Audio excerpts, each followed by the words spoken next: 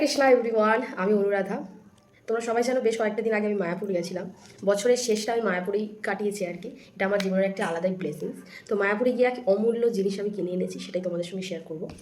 প্রথমে শেয়ার করব তোমাদের সাথে নৃসিংহ ভগবানের একটা সুন্দর ছবি। আমার কাছে নৃসিংহদেবের কোনো ছবি ছিল না। রাধা মাধবের একটা অষ্টসখী দিয়ে বড় বাঁধানো ছবি আমার ঠাকুরের ঘরের পিছনে ব্যাকগ্রাউন্ডে লাগানো আছে, সেটাই ছিল। তো আমার কাছে নৃসিংহ চতুর্দশীতে করার মতো কোনো ছবি ছিল না, সেই জন্য আমি একটা নৃসিংহদেবের খুব সুন্দর ছবি এনেছি। তার সাথে কিনেছি আমি দুটো বই। প্রথম যে বইটা সেটা হচ্ছে ভগবান কে। এটা হচ্ছে শ্রীমদ্ ভক্তি পুরুষোত্তম স্বামী লিখেছেন ভগবান কে। ভীষণ সুন্দর এর সূচিপত্রটা, তো প্রচুর কিছু রয়েছে। গুরুদেব কি ভগবান, ভগবানের অবতার, ভূত পেয়েছি। আরও একটা জিনিস এনেছি যেটা হচ্ছে আমাদের জীবনের মূল চক্র যাকে বলা হয়, সেটা হচ্ছে শ্রীমদ্ ভাগবত গীতা। সো একটা গীতা কিনেছি আমি। আমার ভীষণ ইচ্ছে ছিল মায়াপুর গিয়ে একটা গীতা কেনার, আমাদের বাড়িতেও গীতা আছে, বাট এইটা। সো কালকে একাদশী আছে, বরুথিনী একাদশী যত সম্ভব, তো কালকে থেকে আমি এটা স্টার্ট করছি।